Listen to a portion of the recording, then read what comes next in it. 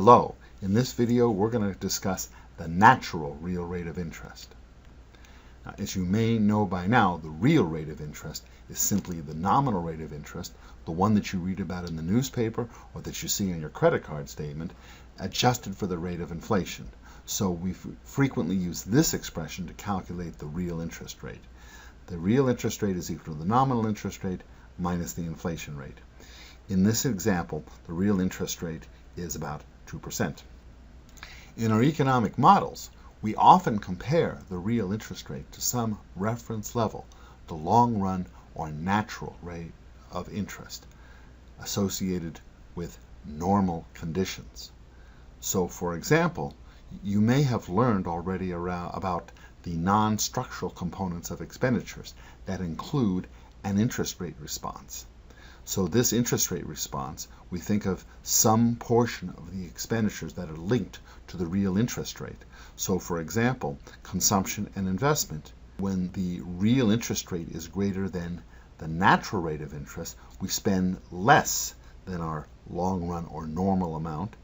And when the real interest rate is less than the natural rate, we tend to spend more than our long run or normal amount. So if the real interest rate equals the natural rate, the terms that capture the interest rate response are zero, and what we're talking about is sort of normal conditions. And in fact, we'll find out that in the short-run ISRTPC model, if there are no shocks to demand, there are no shocks to supply, expected inflation is exactly equal to the target rate of inflation, and there's no discretionary monetary policy, we'll get a very specific result. The output gap will be equal to zero, that is, we'll have full employment output. The inflation rate will be equal to the target, and the real interest rate will be equal to the natural rate. But what is the natural rate of interest?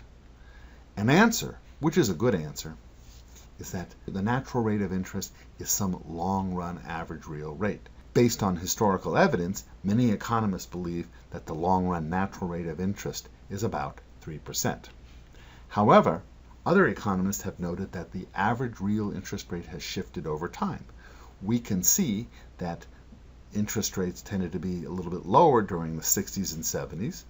They shifted up during the 1980s and 1990s, and then they came back down to even lower levels during the early 21st century.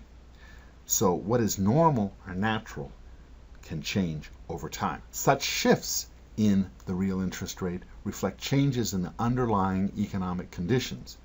That might be reflected in the supply of savings and the demand for investment. And we can use our loanable funds model to illustrate that. In a loanable funds model, in a closed economy, the equilibrium interest rate is the interest rate that equates total savings, represented by this green upward sloping line, and total investment as reflected here in this downward sloping blue line. So you can see here savings equals to investment and the equilibrium interest rate. So if we have an increase in demand for investment as reflected in a rightward shift of the blue investment line, we'll be drawing in more savings, but we'll also be bidding the interest rate up. Such a shift might reflect technological progress, an increase in the marginal product of capital. In the other direction, if we have a decrease in investment demand, as reflected in a leftward shift of the blue investment line, that will mean lower savings and a lower interest rate. Such a shift might reflect an adverse shock to productivity, a decrease in the marginal product of capital.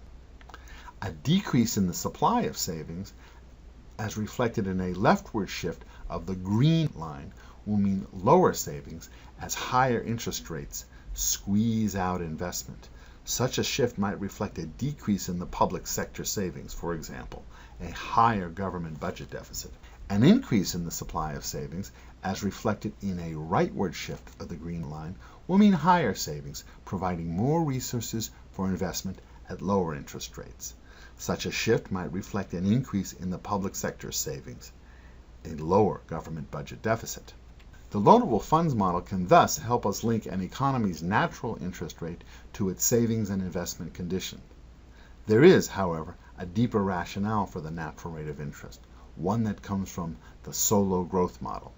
One of the main implications of that model is that so long as total factor productivity and the labor force both remain constant, the economy will not build up capital forever. Instead, the capital stock will gradually approach some constant upper limit. That limit is called the steady state stock of capital. The steady state stock of capital is determined by the amount of maintenance expenditures on capital, the amount we must spend each period just to compensate for depreciation. So maintenance expenditures we calculate as the depreciation rate times the capital stock. Anyone who owns a house knows this.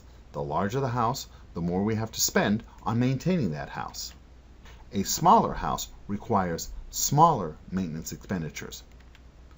When we build up to a bigger house, that house will require more maintenance expenditures. A house can get so big that you would have to use all of your savings just to maintain it. If your savings are fixed, you simply wouldn't have the resources to keep enlarging your house forever. That's the basic idea behind the steady state stock of capital. In steady state, an economy uses all of its savings to maintain its capital stock. Our savings are limited. That's why the capital stock can't continue growing forever. Now let's recall the criterion for investment. The marginal product of capital, net of the depreciation rate, will be compared by an entrepreneur to the real rate of interest, the cost of capital. If the marginal product of capital, net of depreciation, exceeds the interest rate, that means that there's not enough capital. We should invest more. If the marginal product of capital, net of depreciation, is less than the interest rate, we've got too much capital. We should invest less and we should let the capital stock depreciate down.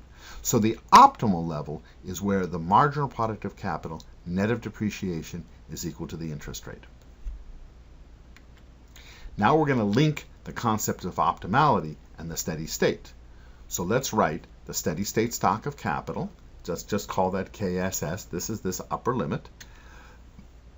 And associated with that would be a marginal product of capital in the steady state. And we'll write that NPK with an SS.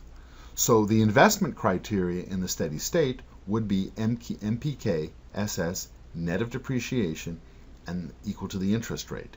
So we can say that the natural rate of interest is pinned down by the marginal product of capital in steady state net of the depreciation rate, which we assume to be constant.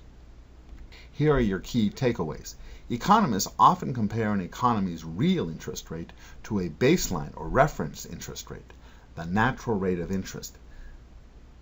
The natural rate of interest is consistent with sort of normal times, full employment, output gap equal to 0, and an inflation rate that is aligned with the target.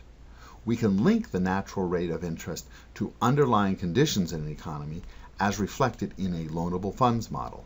In the very long run, that is, in the steady state implied by a solo growth model, the natural rate of interest is the steady state marginal product of capital net of depreciation. That's it for now. Thanks for listening.